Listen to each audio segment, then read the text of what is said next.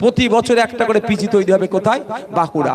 প্রতি বছর একটা করে পিজি তৈরি হবে ঝাড়গ্রামে, একটা করে পিজি তৈরি হবে মুর্শিদাবাদে, মালদাতে, দিনাজপুরে, রায়গঞ্জে, উত্তর চব্বিশ পরগনা, দক্ষিণ চব্বিশ পরগনা, প্রতিটা জেলায় প্রতি বছরে একটা করে পিজি, এনআরএস, এসএসকেএম এর মতো হসপিটাল তৈরি করে দেওয়া হবে, যাতে করে এই জেলার মানুষকে না শহরে যেতে হবে। হসপিটালে গেলে ডক্টর নাই, হসপিটালে গেলে ঔষধ নাই, এক্সরে মেশিন খারাপ, এই খারাপ সেই খারাপ, বেসরকারিকরণের দিকে চলে যাচ্ছে, আপনার অসুবিধা হচ্ছে। সত্যি আমাকে খারাপ লাগছে, কিন্তু বলবো তো ভাঙড় ছাড়া রাজ্যের মানুষের তো স্বাভাবিক হওয়াটা, তাই না?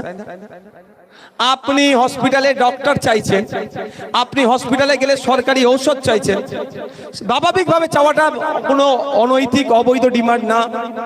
কারণ ফান্ডামেন্টাল রাইটস বলছে আমি অসুস্থ, আমাকে সুস্থ করে তোলার দায়িত্ব কার? কার গো? নওশাদ সিদ্দিকীর, মমতা ব্যানার্জির, মানে সরকারের। যখন নওশাদ সিদ্দিকীরা সরকারে থাকবে তখন বলবেন যে নওশাদ সিদ্দিকীদের। আর যদি কোনো সময় আপনারা সুযোগ দেন, আপনাদের কথা দিয়ে যাচ্ছি, এই জেলার মানুষকে আর কলকাতার স্টার হসপিটালে যেতে হবে না, সরকারি প্রতিটা জেলায় স্টার হসপিটাল তৈরি করে দেবো। পিজি প্রতি বছর একটা করে তৈরি হবে, প্রতি বছর একটা করে পিজি তৈরি হবে কোথায়? বাঁকুড়া। প্রতি বছর একটা করে পিজি তৈরি হবে ঝাড়গ্রামে, একটা করে পিজি তৈরি হবে মুর্শিদাবাদে, মালদাতে, দিনাজপুরে, রায়গঞ্জে, উত্তর চব্বিশ পরগনা, দক্ষিণ চব্বিশ পরগনা, প্রতিটা জেলায় প্রতি বছরে একটা করে পিজি, এনআরএস, এসএসকেএম এর মতো হসপিটাল তৈরি করে দেওয়া হবে, যাতে করে এই জেলার মানুষকে না শহরে যেতে হবে। এটা বড় একটা র্যাকেট। শহরে যাওয়া মানে বিজনেস হবে, আপনি চা ডাল যাই খান না কেন, ভাত ডাল বিজনেস হবে, শহর ও বাবুদের লাভ হবে, গ্রামের মানুষকে টেনে নিয়ে চলে যাচ্ছে। আর আমরা ঠিক তার উল্টো করব, প্রতি বছরে একটা করে কি করব? এনআরএস চিত্তরঞ্জনে আপনারা জানতো, আর জি করা জানতো, আর জি করা আপনার বাড়ির ধারে যখন হয়ে যাবে, প্রতি জেলায় একটা করে তৈরি করে দেবো, যদি সুযোগ দেন। এবার আপনারা সুযোগ কাকে দিয়েছেন? তৃণমূল কংগ্রেসকে।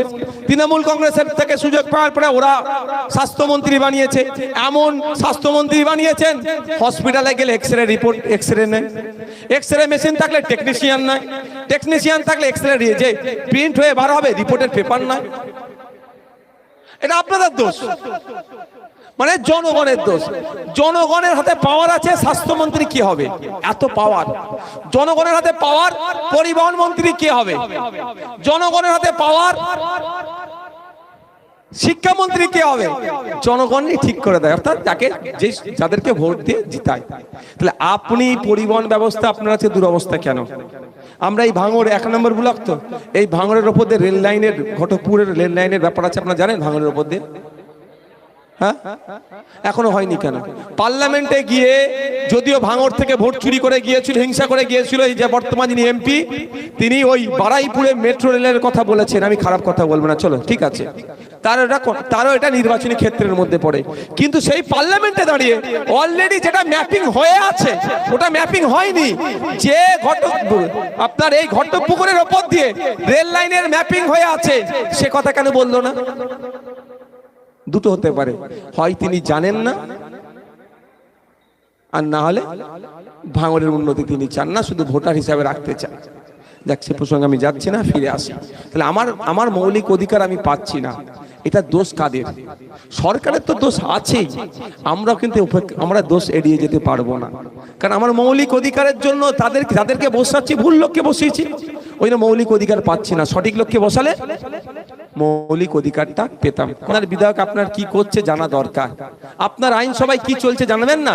শুধু বিজেপি তৃণমূলের নাটক চলছে, ওর মধ্যে ওরা নাটক করে, সময়টাকে নষ্ট করে, স্লোগানিং করে সময়টাকে নষ্ট করে।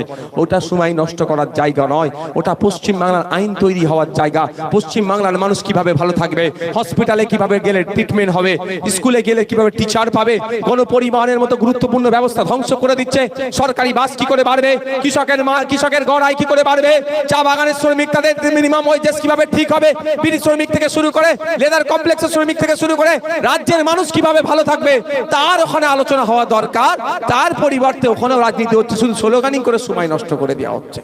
তাই আমাদেরকে 2026 আসছে, রেডি হতে হবে। আমার বিধানসভা থেকে আমি নওশাদ সিদ্দিকীকে পাঠাবো, সেটাই যে যার বিধানসভার মানুষকে আওয়াজ তুলতে হবে।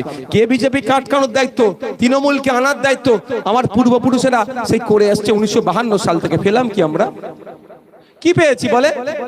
নেতার ছেলে নেতা হয়েছে আর তামান্নার মতো ফুটফুটে সন্তানকে বোম মেরে মেরে দিয়েছে। আর নেতার ছেলে নেতা হয়েছে, রাজ্জাক শাসক দলের নেতা থাকে আবার এরাই খুন করেছে। আর আমাদের মঈনুদ্দিনকে, হাসানকে, রেজাউলকে খুন করেছে। আমরা কি পেয়েছি? তাহলে আমাদের কি হতে হবে? নিজের পায়ে দাঁড়াতে হবে, নিজের ভালো বুঝতে হবে।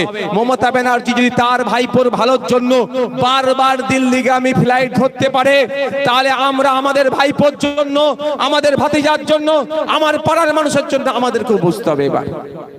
আর আর অন্যের ভাইপোর কথা ভেবে লাভ হবে না, আমার ভাইপোর কথা।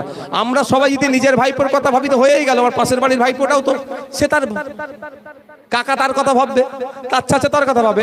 আপনি যদি আপনার ভাইপোর কথা ভাবেন সবাই মিলে, তাহলে আপনার পাশের বাড়ির যে আছে ওই একটা ভাইপো আপনার সম্পর্কে, কিন্তু সে তার চাচা তার ভাইপোর কথাটা ভাবুক না।